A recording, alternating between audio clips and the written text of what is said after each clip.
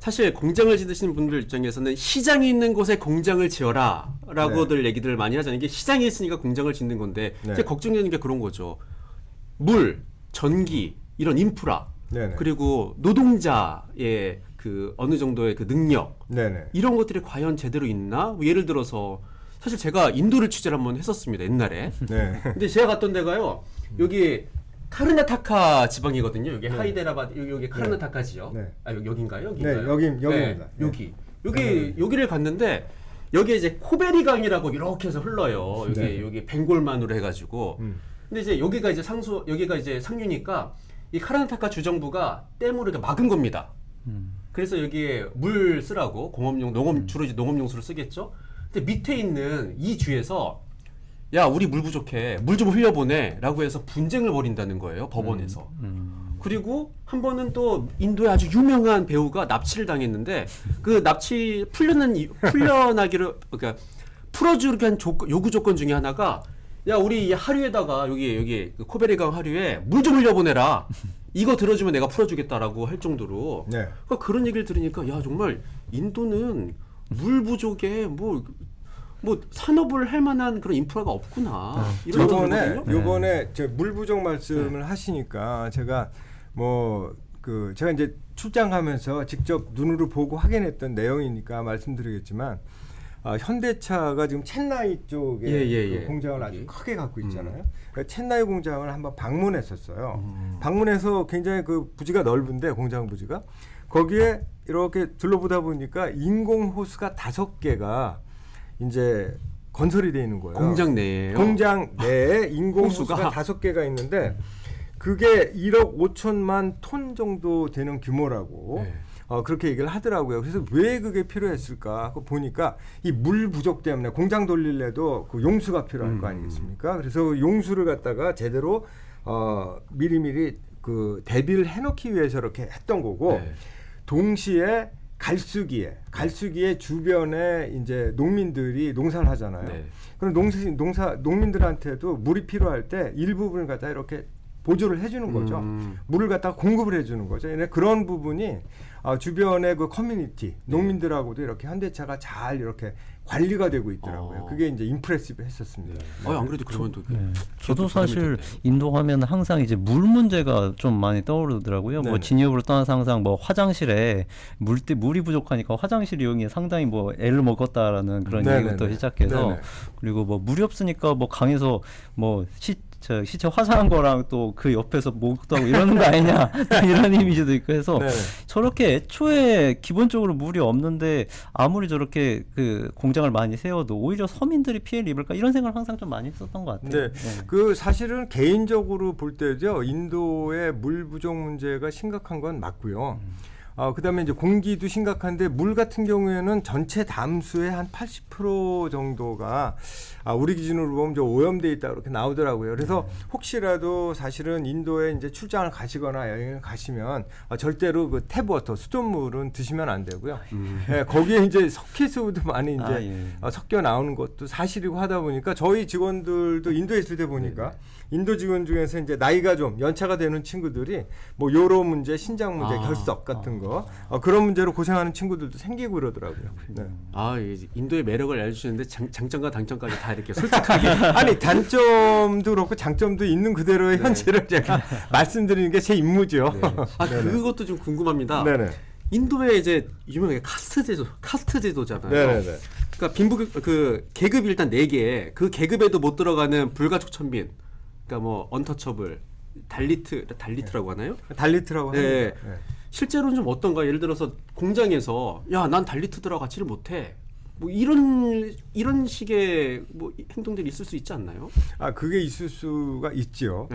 그런데 저는 이제 제가 공장 운영을 해보지는 않았습니다. 저는 이제 홈쇼핑 회사였었으니까 뭄바이라는 대도시에서 저는 이제 직원들을 뭐 한 350명 데리고 일을 했는데 결론부터 말씀드리면은 인도의 카스트 제도가 이제 그 존재하는 것은 사실이다 아니다 사실입니다. 그리고 아직도 엄연히 있어요. 없어지지 않았거든요. 그런데 이제 제가 일했던 대도시 그리고 이제 2선 도시 정도 되는 도시급에서는 회사에서 일을 할 때 그 카스트가 일을 하는데 영향을 미치냐? 제가 보기에는 거의 안 미친다고 보여지거든요.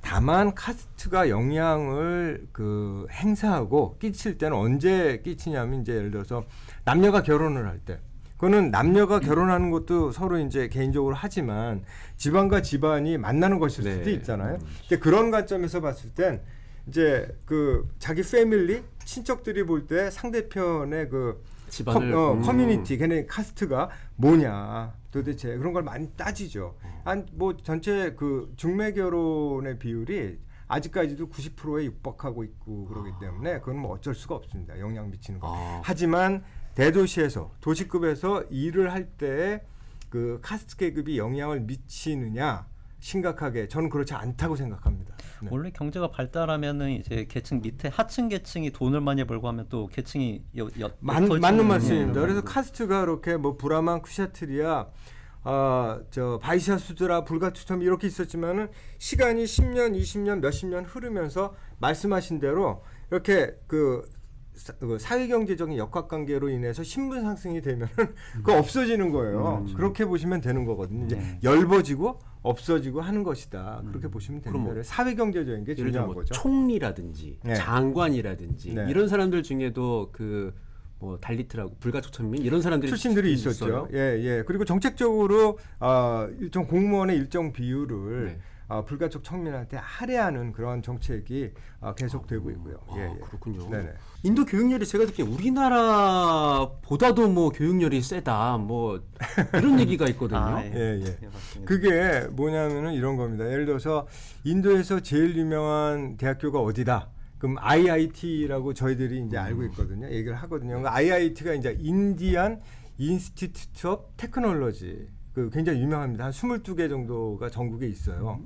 근데 이제 자와힐랄 네루 수상이 이제 주도가 돼갖고 그 IIT를 설립을 했는데 그 저간에는 뭐 미국의 그러니까 인도의 IIT를 떨어지면 미국의 MIT 간다는 얘기를 제가 그 지난번에 그 3프로 나왔을 때도 네. 한번 얘기한 기억이 나는데 그럴 정도로 실력 있는 친구들이 들어오는데 이 IIT를 들어가기 위해서 입학하기 위해서 생긴 도시가 있어요.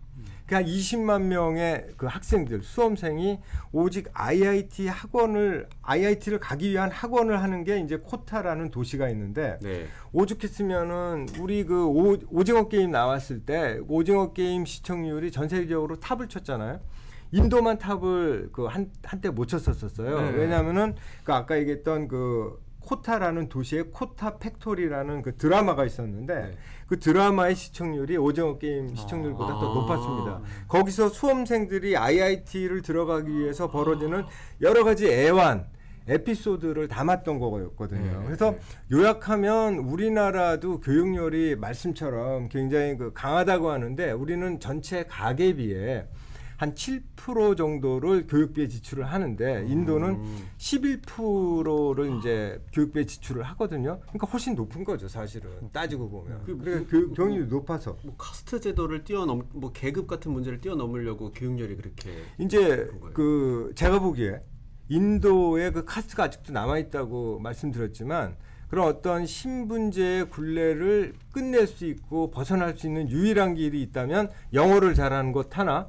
그 다음에 교육을 잘 받아서 좋은 학교에서 이제 그 들어갔다가 졸업하는 거 이게 굉장히 중요한 거예요. 그런 것 때문에 그런지 모르겠지만 네. 제가 외신들 보다가 좀 인상적이었던 게 그 컨닝 시험 중요한 시험에서 컨닝 때문에 대란이더라고. 학부모들이 저 학교에 찾아가서 창밖에서 컨닝을 막 도와주려고 네, 굉장히 기괴한 그런 뉴스가 그 이제 있던데. 그 뉴스뿐만이 아니라 그 장면을 사진으로 찍어가지고 이제 외신에서 내보낸 걸 우리 한국에서 이제 받아다가 이제 여러 신문지상이나 잡지에도 막 올리고 그랬었어요. 그럴 정도로 왜냐하면은 이제 그 내신이 잘 나와야 되니까 그런 것들이 아니냐 생각되는 거죠. 그리고 보면 진짜 그 마이크로소프트 CEO도 인도계잖아요. 인도계죠. 네, 사티아 나탈인가요? 네. 그리고 구글은 순다르 피차이. 순달 피차이. 보면 정말 인도에서 그렇게 대학 나와서 공대 같은 거 나와가지고 미국 유학 간 사람들 그래서 성공한 사람들 진짜 되게 많은 것 같아요. 뿐만이 아니고 실리콘밸리나 미국 의사의 그 한 30% 정도가 사실은 그 인도계라고 많은 사람들이 알고 있는 게 사실이고요.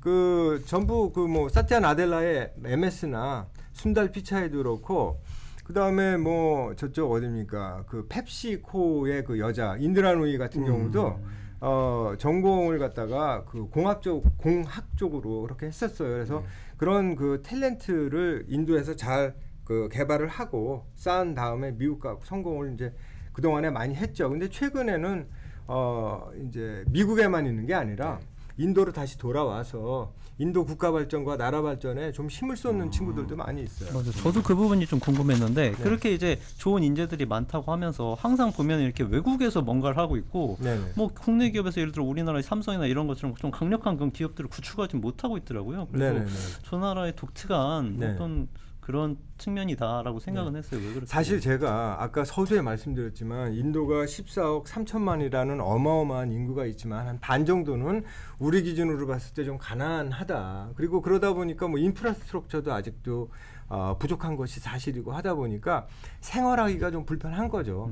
그러니까 돈 있고 돈을 많이 벌고 사회적으로 성공했던 친구들이 예를 들어서 이제 인도에 가서 미국에서 성공을 했을 때 다시 돌아오는 비율이 굉장히 적었다가 최근에는 이제 많이 늘어났습니다. 예컨대 제가 그 이제 인도 법인장으로 있을 때 2015년도, 2016년도 예입니다.